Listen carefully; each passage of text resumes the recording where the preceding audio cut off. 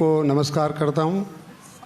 और साथ में जो आपने कहा पर्यावरण प्रेम के प्रति सभी की भावना होना चाहिए, मेरी ऐसी सोच है।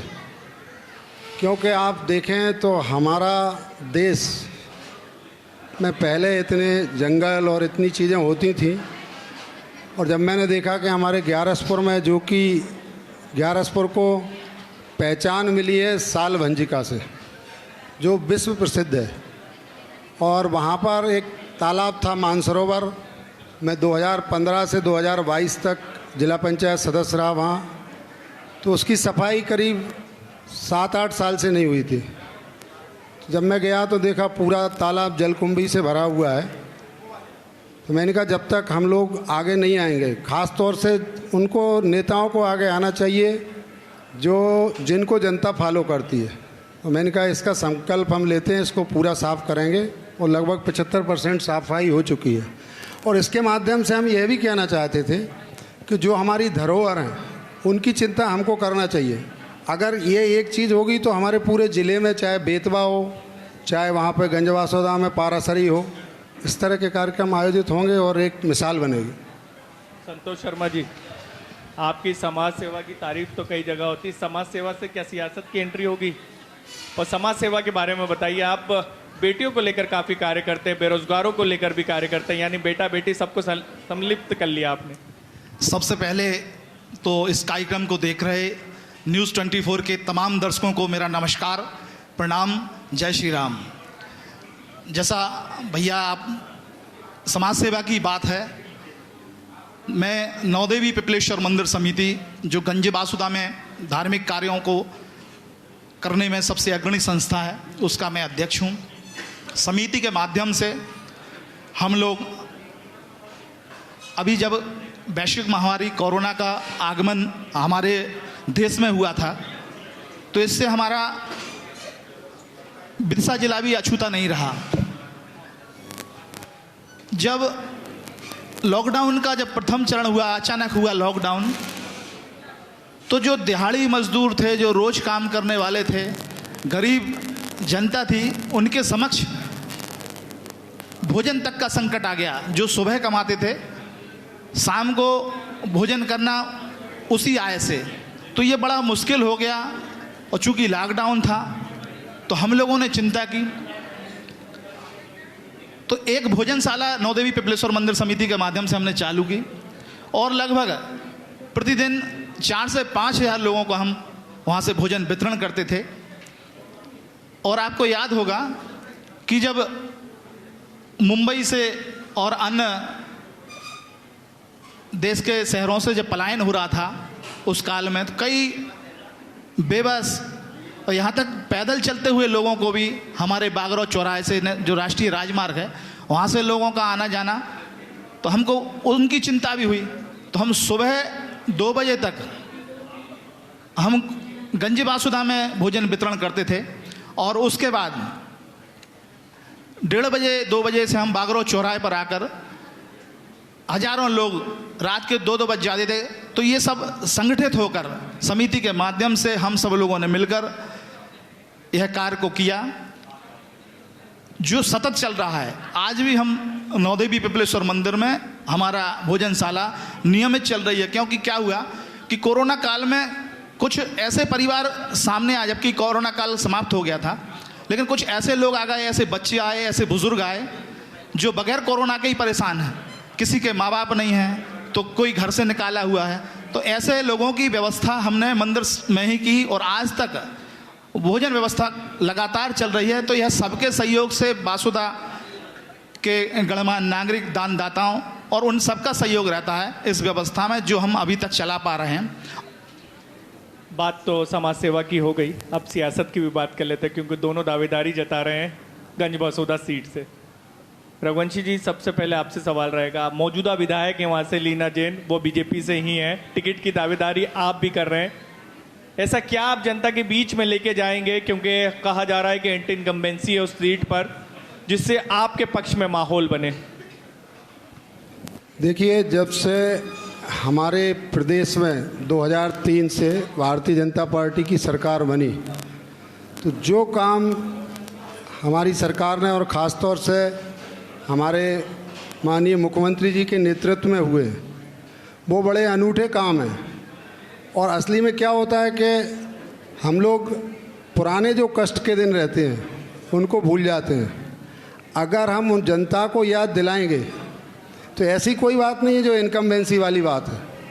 आप याद करें, सन 47 से 2003 तक लगभग 50 साल, 2003 के पहले हमारे गांव जो आज हर गांव प्रधानमंत्री सड़क से जुड़ गया है, और तो ये हमें जनता को बताना पड़ेगा कि 50 साल पहले क्या स्थिति थी और आज क्या स्थिति है।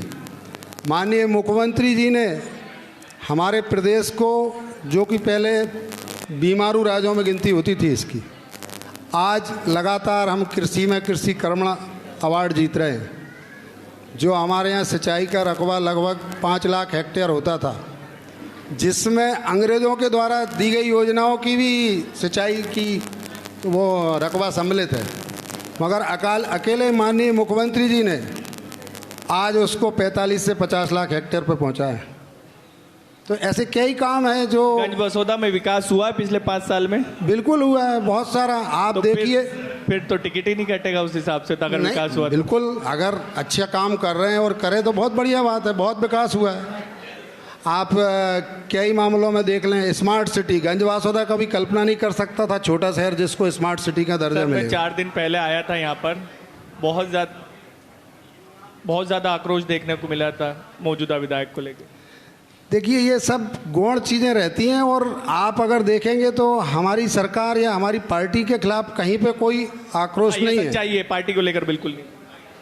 अब कोई व्यक्ति अपने हैं तो उन चीज़ों को भी हम दूर करेंगे, सब मिल बैठ के कोशिश करेंगे कि जनता उनके प्रति भी भावना, जो उनकी नाराज़गी है, उसको हम सब बैठ के दूर करें। शर्मा जी, आपके यहाँ भी आप भी दावेदारी जता रहे हैं, 3-4 और दावेदार हैं, कैसे लाएंगे सबको एक मंच पर? अगर टिकट आपको मिला, 3 साथ काम करेंगे, या फिर दूसरों को मिला आप साथ दिखाई देंगे उनके? हम तो घर में ही गिर गए। निश्चित तौर पर हम सभी कांग्रेस के लोग, कांग्रेस जन एकजुट हैं, और पार्टी जिसको भी मौका देती है हम सब एकजुटता से माननीय हमारे पूर्व मुख्यमंत्री कमलनाथ जी को मुख्यमंत्री बनाने के लिए हम सब एकजुट हैं। और ऐसा कुछ नहीं है, सब एक साथ एक मंच पर अभी भी सारे कार्यक्रमों में हम सब एक साथ काम करते हैं। और जो माननीय कमलनाथ जी की योजना है, महत्वाकांक्षी योजनाएं, उनको लेकर भी हम जन जन तक जा रहे हैं, वो काम कर रहे हैं। जैसे नारी सम्मान योजना के तहत हर बेटी और महिला को सशक्त बनाने के लिए 1500 रुपये महीने हम नारी सम्मान योजना के तहत देंगे। 500 रुपये में बिजली, अपना गैस सिलेंडर है, बिजली 100 यूनिट बिजली माफ़, 200 यूनिट बिजली हाफ, किसानों का कर्जा, और जो पुरानी पेंशन योजना है उसको बहाल करने के लिए सभी योजनाओं के तहत हम सब एकजुटता से क्षेत्र में लगे हुए हैं। घर नहीं, कोई घर सवाल ही नहीं है, क्योंकि एक लंबा समय हो गया है और 20 वर्ष का लगभग वनवास है, जिसमें सिर्फ 15 महीने की सरकार कमलनाथ जी की रही थी। उस सरकार को देखते हुए 15 महीने के कार्यकाल में जो कमलनाथ जी ने महत्वपूर्ण कार्य किए हैं उनको लेकर भी हम जा रहे हैं। चाहे वह गौवंश की बात हो, गौशालाओं का निर्माण हो, पंचायत स्तर पर बिजली की बात हो, किसानों की बात हो, मजदूरों की बात हो, युवाओं की बात हो, सबको लेकर हम जन जन तक जा रहे हैं। और घर बैठने की बात ही नहीं है, एकजुटता से सब लगे हुए हैं। आपकी राजनीतिक ट्रैक रिकॉर्ड देख रहा था मैं, मुझे देखने को मिला कि आप बीजेपी के पैटर्न पर सियासत करते हैं। क्या गंज बसोदा की तासीर के कारण आपने ये चुना, क्योंकि आपका बैकग्राउंड ज़्यादा धार्मिक?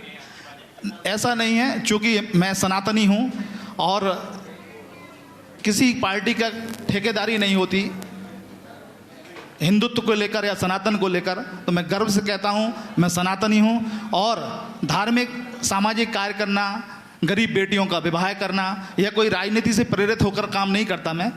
और सब लोगों को मौका है, सब कर सकते हैं। तो ये तो जनता का कार्य है, जनता की सेवा है। चाहे तीर्थ यात्राओं की बात हो, मैं भी अपने क्षेत्र से लोगों को तीर्थ यात्रा पर, और बेटियों का विवाह हो, कोरोना काल में हो, या अन्य कोई भी जनहित के कार्य हों, तो किसी उसमें कोई ठप्पई वाली बात नहीं है कि हम भाजपा के पैटर्न में काम कर रहे हैं। तो ये हमारे खून में ही है। रघुवंशी जी, आप उस समुदाय से आते हैं, समाज से, रघुवंशी समाज से। जी।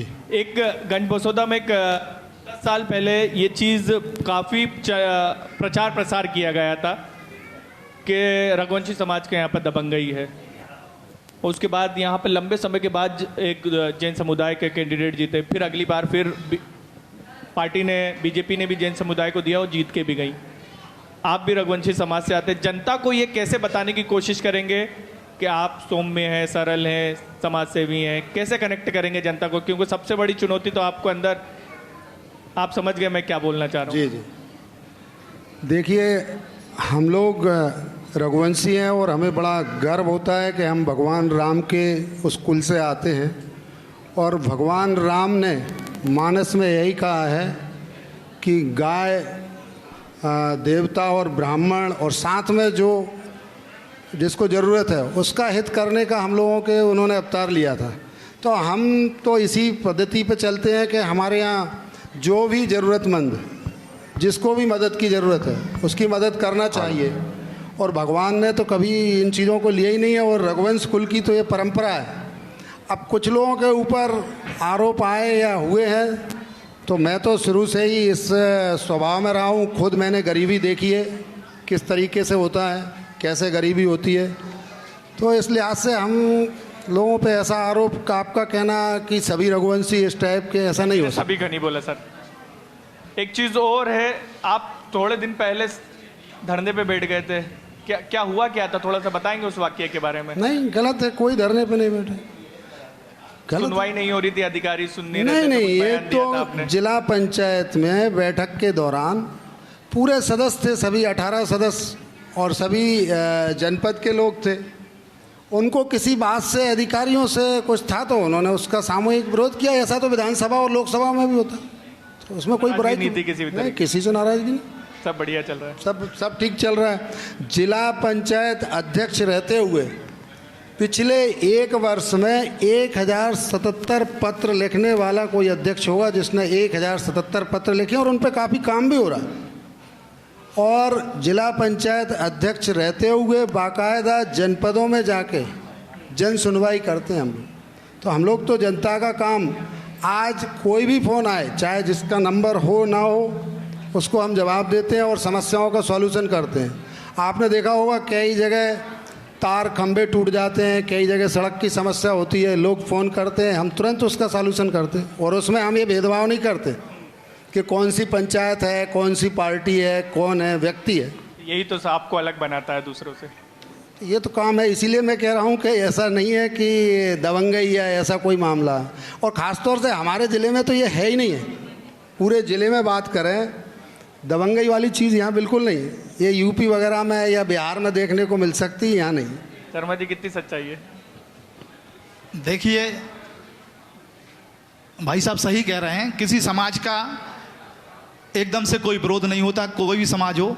कुछ व्यक्ति विशेष होते हैं तो उनकी बात विशेष का ही जिक्र कर रहे हैं। अब होंगे कोई लोग जो आपकी जानकारी में आए हों, तो ऐसा होता है। बाकी समाज तो बहुत अच्छी है, और सब लोग जो है, भाई साहब ने जैसे कहा कि भगवान राम के वंशज हैं, तो हम सभी सम्मान करते हैं, आदर करते हैं एक दूसरे का, ऐसी कोई बात नहीं है। आप दोनों के अंदर प्रेम देख के अगर राजनीतिक लड़ाई हुई तो देखने वाली बड़ा दिलचस्प होगा अगर 2023 में होगा। बहुत बहुत धन्यवाद आप दोनों का।